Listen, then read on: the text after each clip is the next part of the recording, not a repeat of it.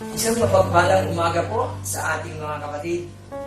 At maraming salamat sa ating Panginoon. At muli ay magkakasama-sama po tayo sa ating online service. Tayo po ay sama-sama na sasamba, makikinig ng banal na salita ng ating Panginoon. At maligayang Pasko sa bawat pamilya ng IRM Kaunlaran at manigong bagong taon sa bawat pamilya. Tayo po ay mag-uumpisa sa isang pananalangin sa umagang ito.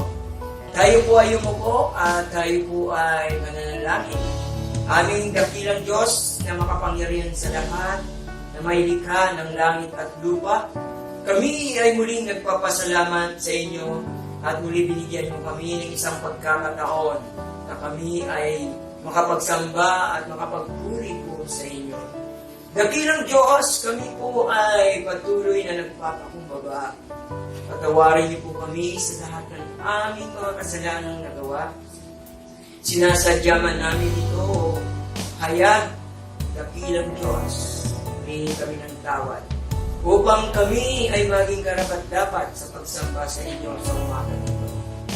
Aming Diyos, ikaw po ang kumilos. Sa bawat gagamitin niyo, Panginoon, sa umaga nito, ikaw ang maitaas, ikaw ang mapurihan. Maraming salamat po sa isang Pasko, sa isang bagong taon na pinagkaloob po sa amin. Muli kami ay patuloy, Panginoon, na magpupuri at magpapasalamat sa katapatan niyo po sa amin. Maraming salamat po, dakilang Diyos. Ito po ang aming dalangin na may pasasalamat sa pangalan po ng aming Panginoon Jesus. Amen. Amen. Amen.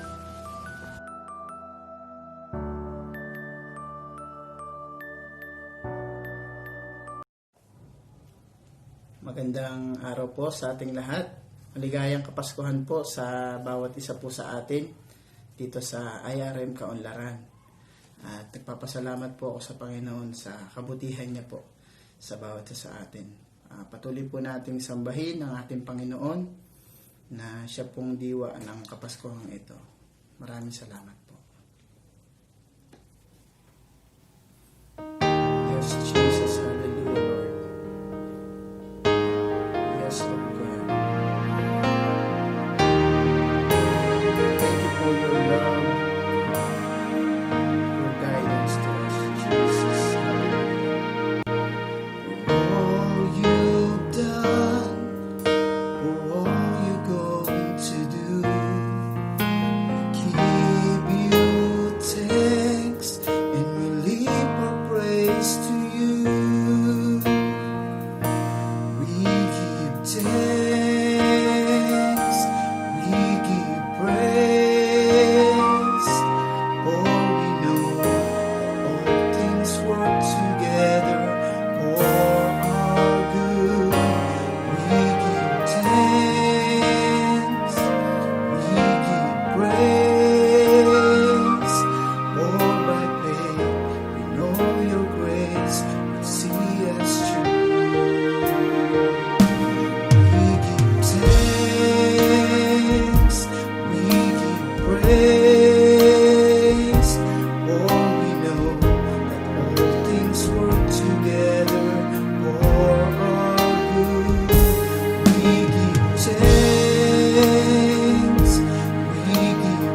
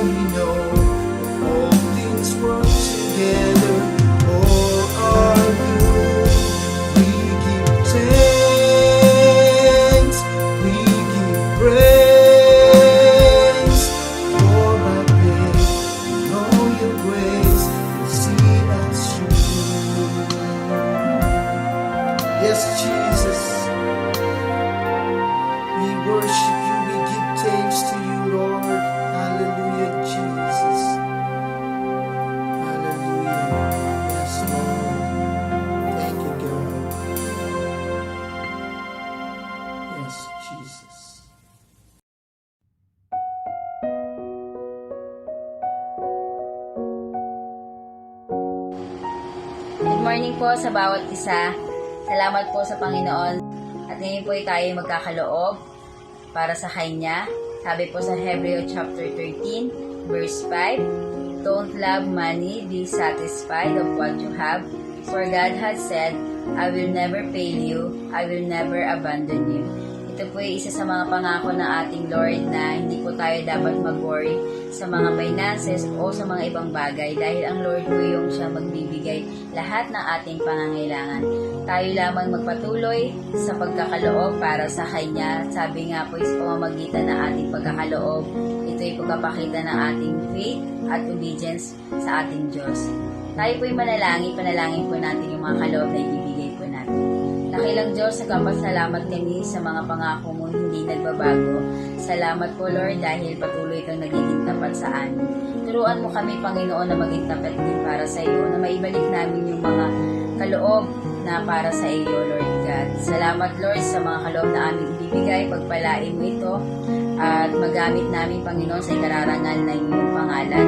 Pagpalain mo ang lahat na magbibigay Panginoon. Ibilig mo ito Lord ng siksik, liglig at nag-uumapaw Panginoon. Salamat po muli sa umagang ito. Sa iyo po ang kapurihan sa tanging pangalan ni Jesus. Amen. Sa lahat po ng gustong magbigay o magpulog ng ating mga kaloob, yung mga bank details po ay nasa screen nyo. Doon nyo lamang po ihulog yung mga kaloob na para sa ating Panginoon. Salamat po muli. God bless po sa bawat isa.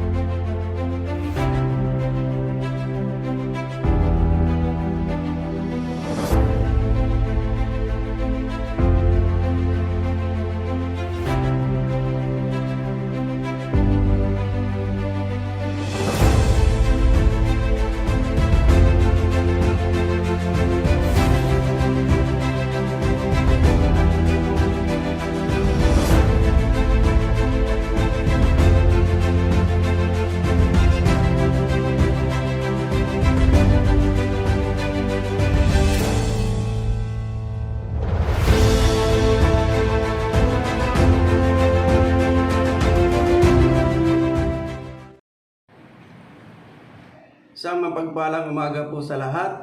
Purihin po ang ating Diyos sa araw na ito at sa umagang ito sa malayang pagsamba sa ating Diyos. Sama-sama po natin sambahin ang ating Diyos sa araw na ito. Nagsimula po tayong manalangin, hingi tayo ng tulong sa ating Diyos. Amang banal na makapangyarihan sa lahat, Diyos ng kabanal-banalan, Diyos na may akda ng langit at lupa, Diyos na makapangyarihan sa lahat, Diyos ng pag-ibig. Maraming salamat po sa bagong buhay, sa panibagong pag-asa, sa malayang pagsamba. Salamat po. Ang dalangin po namin, samahan mo po kami dakilang Diyos. Higit kang maparangalan sa aming pagsamba sa iyong banal na pangalan. Sa iyo, O Diyos, sa pagbuhulay namin ng iyong banal na kasulatan. Maraming pong salamat. Tulungan mo kami na higit kang maparangalan sa aming pagsambang ito. Hindi ang sino man sa amin. Maraming pong salamat sa banal na pangalan mo po, Panginoong Jesucristo. Amen. Amen. Muli, isang magandang umaga po at masaganang bagong taon po sa bawat isa sa atin. Purihin po ang ating Diyos sa malayang pagsamba. Ang ating pong pagbubulayan sa umagang ito, sa ating pagsamba, ayon po sa aklat ng Pilipos o sa Philippians chapter 2 verse 1 and 2. Ganito po ang sabi ng banal na kasulatan. Therefore, if you have any encouragement from being united with Christ, if any comfort from His love, if any common sharing in the Spirit, if any tenderness and compassion, then make my joy complete by being like-minded, having the same love, being one spirit, and one mind. Purihin po ang Diyos sa kanyang banal na salita sa ating pagkabasa. Mula sa talatang ito, binigyan ko po ng topic sa wikang Banyaga, gratitude to God alone. Pasasalamat Tanging sa Diyos ang ibigay natin sa unang araw ng pagsamba. Sa ating Diyos na makapangyarihan sa lahat, Diyos na buhay, Diyos na dakila, ibigay natin yung pagpapasalamat. Paano po natin ipapahayag ito, ang pagpapasalamat? Ang tanong nga po dito if you have any encouragement from being united with Christ, meron bang kasiglahan, kagalakan tayo sa pakikipag-isa kay Kristo?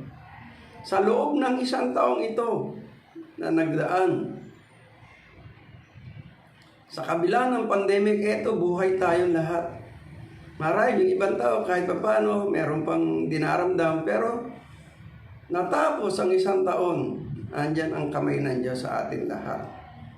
Paano natin i-express? How can we express our gratitude to God? Ang sabi po ng banal na kasulatan sa Psalms 136, verse 1 and 3, ang sabi po ng Biblia, purihin si Yahweh sa kanyang kabutihan. Pag-ibig niya ay tunay, laging tapat kailanman.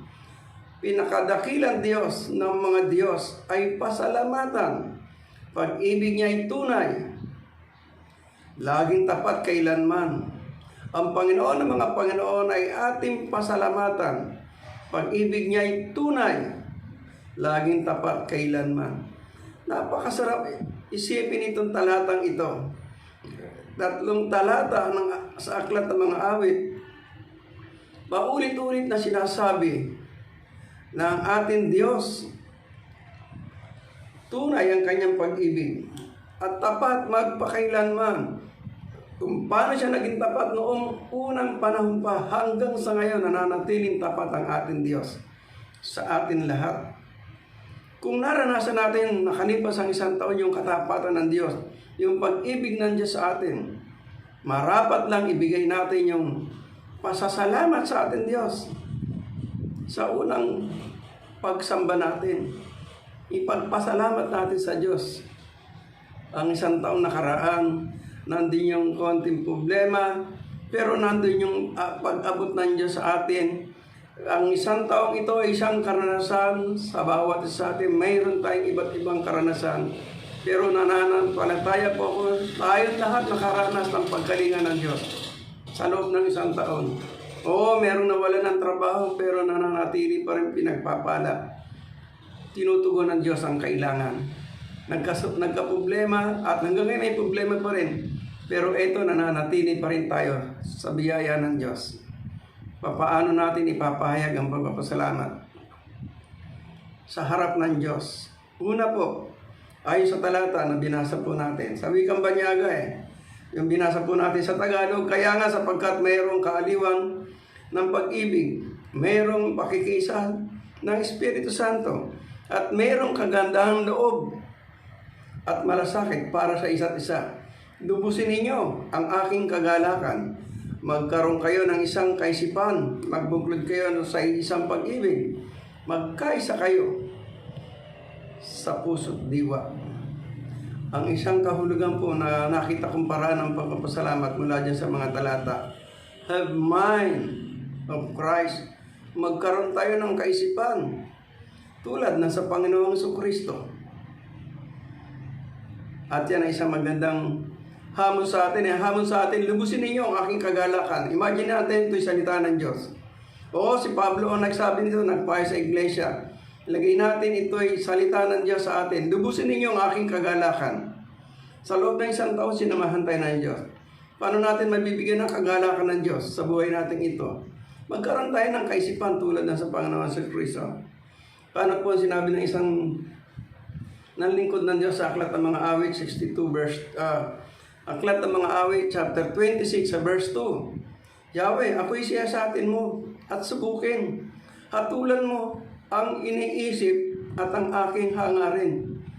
Ito napakalakas ang loob nitong taong itong sumulat na ito. Aklat ng mga Awit na lingkod ng Diyos. Napakahalaga yung isipan natin maayos. Para magkaroon tayo ng maayos na kaisipan, tayo bilang mananampalataya, bilang nagsasabing tayo sa Diyos, yung isipan natin dapat nakakonek sa isipan ng Diyos. At magkaroon talaga tayo ng kaisipan ng Diyos. magkaroon tayo ng tanong natin sa taong ito, i-recommit natin yung buhay natin sa Kanya para magkaroon tayong kaisipan mula sa Diyos. At napakahalaga. Ang ating Panginoong Jesucristo, ang isipan niya, ang isipan ng Amang nasa langit. Kumikilos siya sa kaisipan ng Amang nasa langit.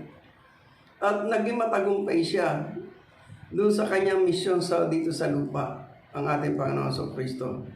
At tayo din naman dito, magiging matagumpay tayo. Habang nandito tayo sa lupa, pwede tayo maging makatagumpay. Basta't magkaroon tayo ng kaisipan ng ating Panginoon Jesucristo. At naniniwala po ako. At siya sa atin lang natin yung ating iniisip na kapagbibigay ba ng pagpapasalamat sa Diyos. Yung paraan ng ating pag-iisip. O kung paano tayo mag-isip. Kaya nga sabi ni Apostol Pedro, chapter 4 ng unang Pedro, verse 7, malapit na ang wakas ng lahat ng bagay. Kaya't maging mapagtimpi kayo, panatilihing malinaw ang inyong pag-iisip upang kayo makapanalangin. May napakaganda. Para po talaga tayo makakonect sa Diyos, maging maayos ang takbo ng isipan natin, kailangan magtimpi tayo at gagana yung isipan. At magiging malinaw ang ating pag-iisip. Dahil malapit na po, alam mo natin, lahat ng leader ng simbahan, kahit anong reliyon, ang assessment, ang pagtingin talagang malapit na ang wakas ng mundo. O kung malapit na ang wakas ng mundo, kailangan natin talaga ang Diyos. Kahit anong reliyon. Para mapasalamatan natin siya, yung isipan ng Panginoon. Dapat yun na maging isipan natin. Para mangyari yun, tingnan na po natin yung sinabi ni Apostol Pablo sa Pilipos chapter 3 verse 14 at 15. Sabi po ni Apostol Pablo, nagpapatuloy nga ako patungo sa hangganan upang kamtan ang gantimpala ng pagkatawag sa akin ng Diyos sa pamagitan ni Kristo. Kristo Jesus, ang buhay na hahantong sa langit. Ganyan ang dapat maging isipan natin mga matatag sa pananampalataya. Kung di ganito ang inyong pag-iisip, ipapaunawa yan sa inyo ng Diyos. Yan po ang sinabi ni Apostol Pablo sa mga mananampalataya sa Pilipos. Sabihin natin, yan ang sinabi ng Diyos sa atin ngayon sa oras na ito. Dapat magpatuloy tayo hanggang doon sa papunta sa harapan ng Diyos sa langit. At dapat ganyan na maging laman ng ating isipan. Hindi tayo permanente sa lupang ito. Darating ang panahon na harap tayo sa Diyos. Ang masakit nito, pagharap natin sa Diyos, saan tayo dadali ng Diyos? Sa langit, sa impyerno. Yan sabi ni Pablo ang buhay na hantong sa langit. Magkaroon tayo ng kaisipan. Nasa Panginoon Jesucristo. Taglay natin ito. At naniniwala po ako. Pagka nagkaganon tayo, nung karoon tayo ng kaisipan ng Panginoon Jesucristo, sabi, ipapaunawa iyan sa inyo ng Diyos. Yung pananampalataya natin sa Diyos, tatagan natin. Sabi po ng banal na kasulatan, ganyan ang dapat maging kaisipan nating mga matatag sa pananampalataya. Kung meron kang pananampalataya, tatagan mo pa. Para maging matatag yung isipan ng Panginoon Jesucristo, taglay natin lahat. Sabi po ni Apostol Pedro, sa unang Pedro, chapter 3, verse 8 and 9, sa aking pagtatapos, magkaisa kayo at magdamayan, magmahalan bilang magkakapatid at maging maunawain at magpakumbaba. Huwag ninyong gantihan ng masama ang gumagawa ng masama.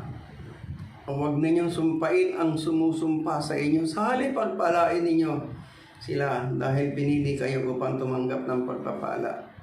Ito ay isang magandang pagpapasalamat. Pinili tayo ng Diyos para tumanggap ng pagpapala. Hindi lahat ng tao, pero gusto ng Diyos lahat. Ang kailangan lang natin gumawa ng desisyon. Magkaroon tayo ng kaisipan ng Diyos.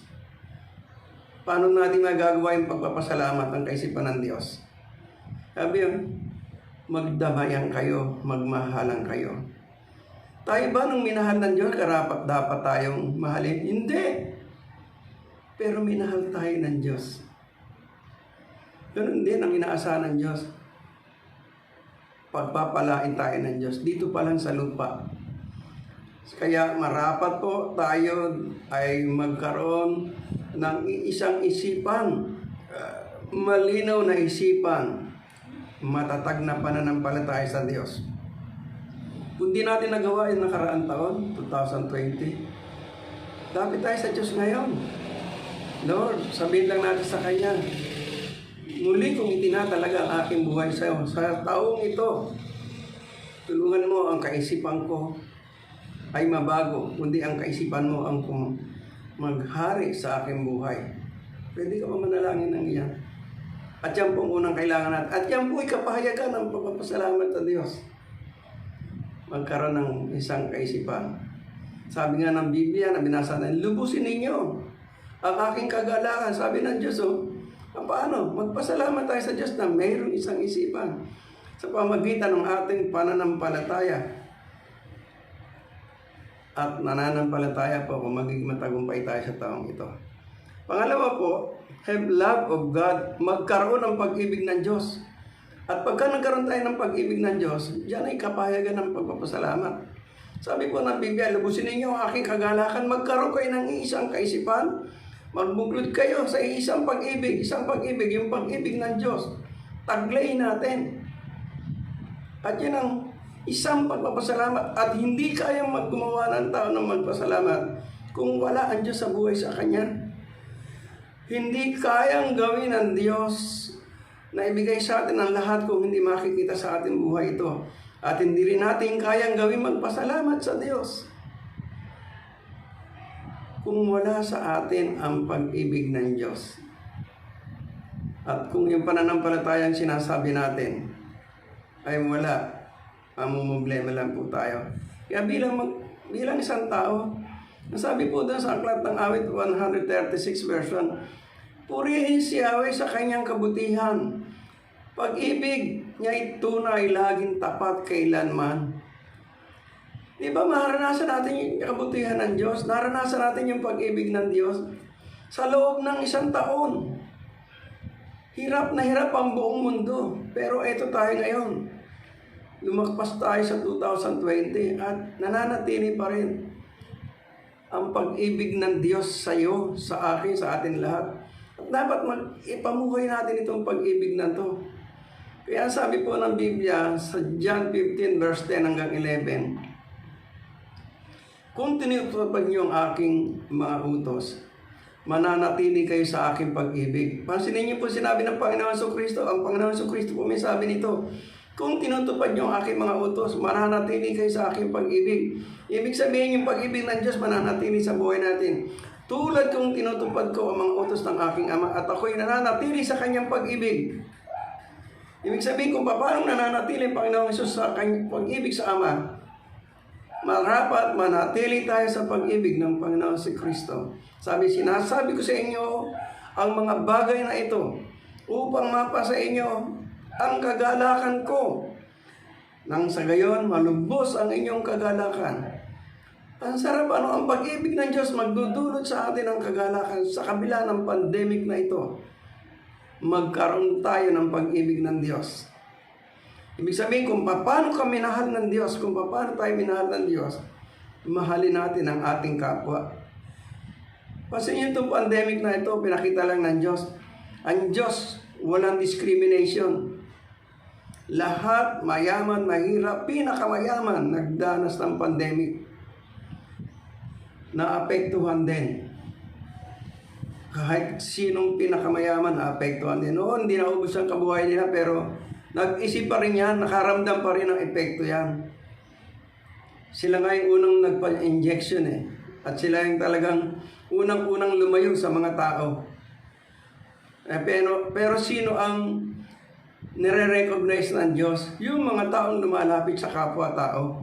Dahil yan ang ginawa ng Panginoon Jesucristo. Nilapitan niya ang lahat ng tao sa kanyang kapanahunan at naabot ang maraming tao. Kaya tayo nagkaroon ng pananampalataya sa pag-aalay ng Panginoon Jesucristo ng kanyang sarili. Sabi po ng Panginoon Kristo sa talatang ito sa John 15 verse 10 hanggang 11, kung tinutupad ninyo ang aking mga utos, nananatili kayo sa aking pag-ibig, tulad kung tinutupad ko mga utos ng aking Ama, at ako'y nananatili sa kanyang pag-ibig. At yun ang kailangan manatili sa ating buhay, yung pag-ibig ng Diyos.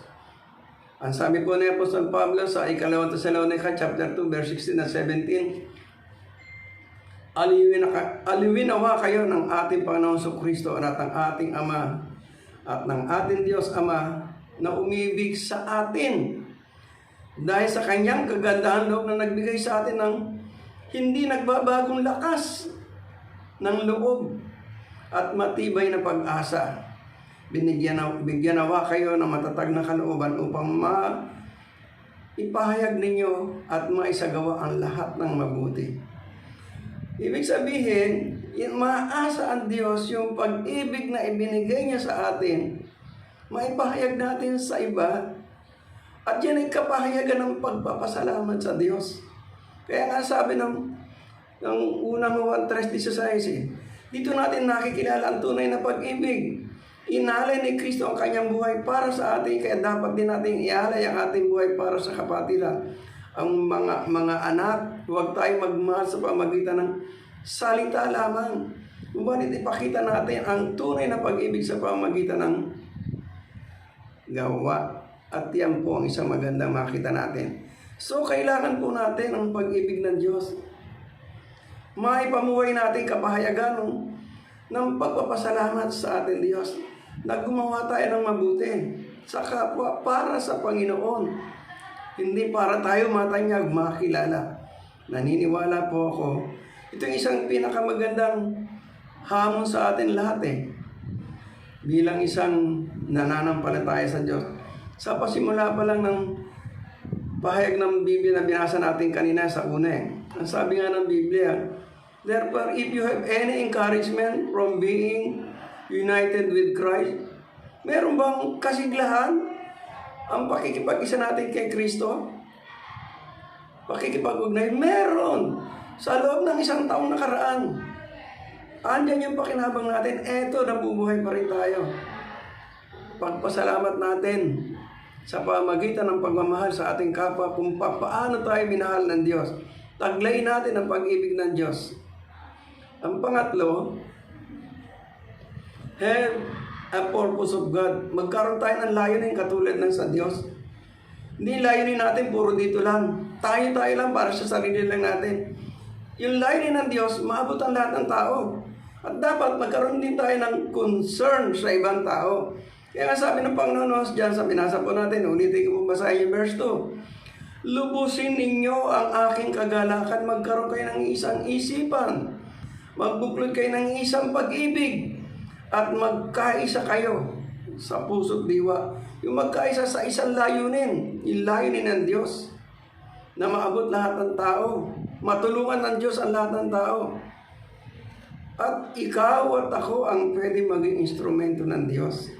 At yan ang layunin ng Diyos kung bakit nagkatawan tao ang ating Panginoon Kristo. Bayaran ang ating kasalanan. Sino ba tayo para akuin ng Diyos ang ating kasalanan? Ganyan ang pag-ibig ng Diyos.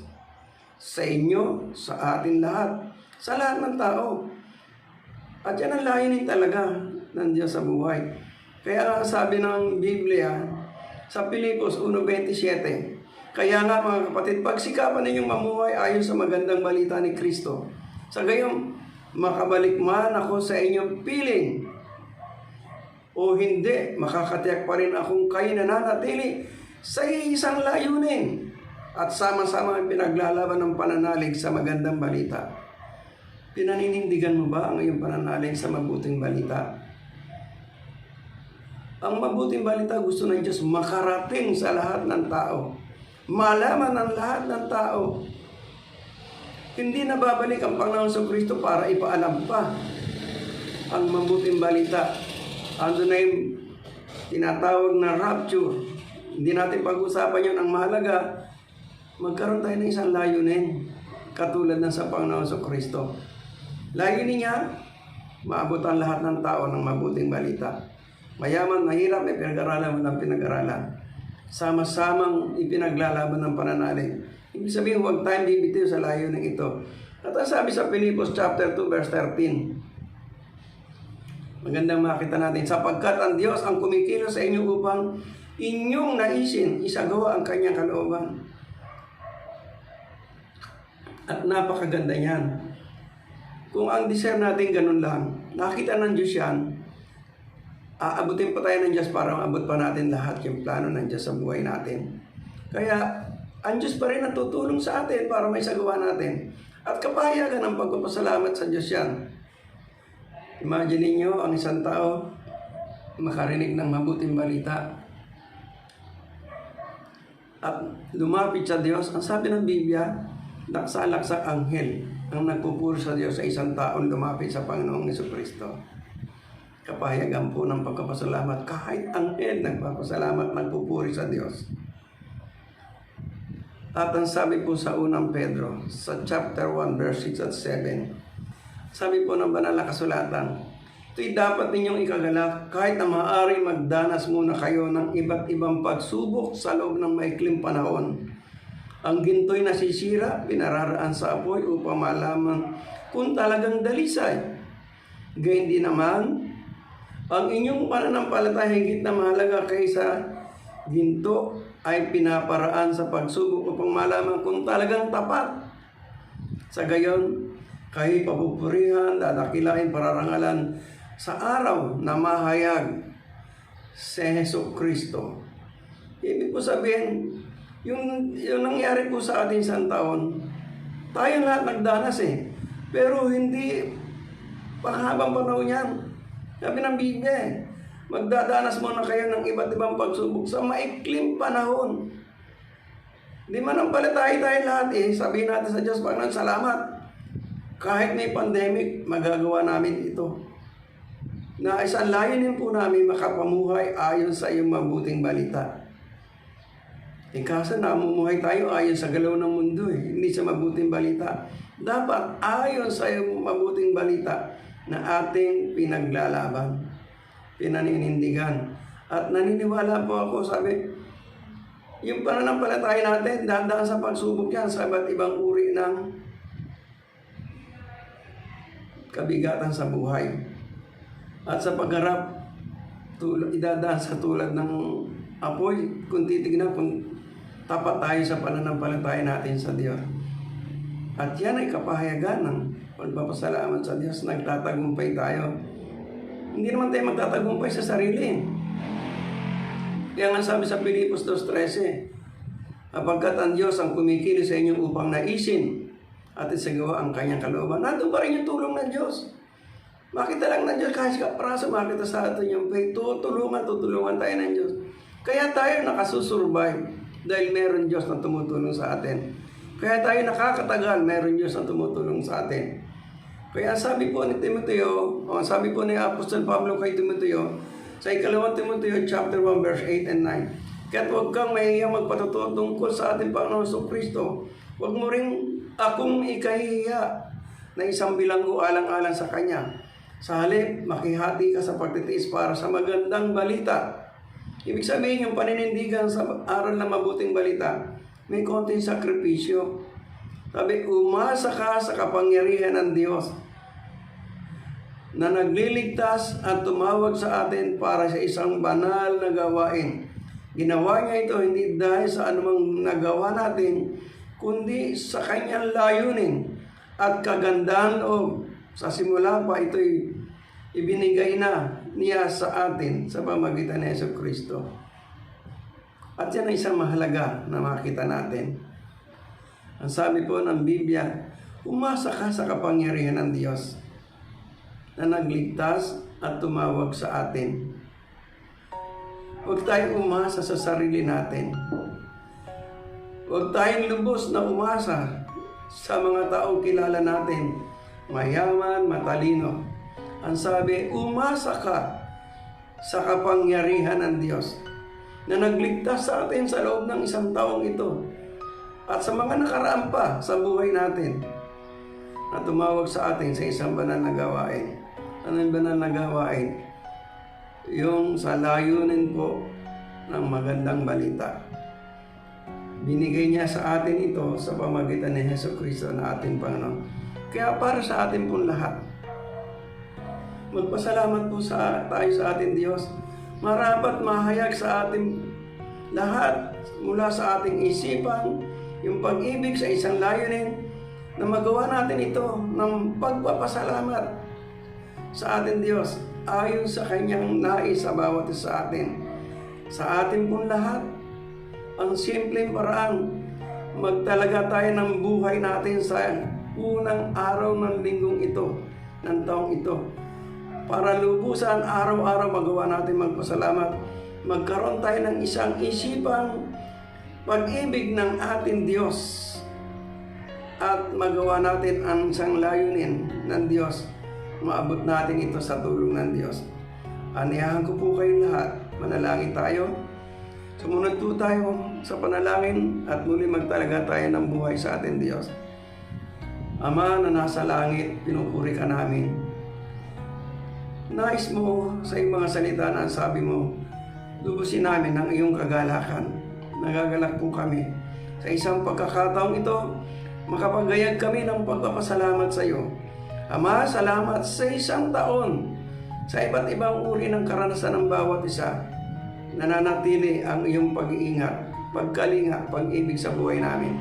Salamat po. Sa kabila ng aming mga pagkukulang, nananatiling ang iyong pagkalinga sa buhay namin. Pagpapala. Narito kami, Ama. Patawarin mo kami sa nagdaang taon kung kami nagkasala. At kung meron kami mga kasalanang hindi namin mapagtagumpayan, sa iyo namin ilalagak ito. Ang dalangin po namin, linisin mo po ito upang kami maging karapat-dapat. At narito, Panginoon Diyos, muli itinatalaga namin sa iyo ang aming buhay ng buong puso, kaluluwa, lakas at isipan sa ikararangal ng iyong pangalan. At mula ngayon, Panginoon, bigyan mo kami ng isang bagong pusong masunurin sa iyo, dakilang Diyos. Maraming po salamat sa bagong taong ito ng 2021. Ikaw ang sasama sa amin na magkaroon kami ng kaisipang mula sa iyo at pag-ibig na mula sa iyo, isang layunin na mumuhay ayon sa mabuting balita. Maraming po salamat sa banal na pangalan mo po, Panginoong Jesucristo. Amen. Amen and amen. Amen. Magandang umaga po. Purihin po ang ating Diyos. Amen.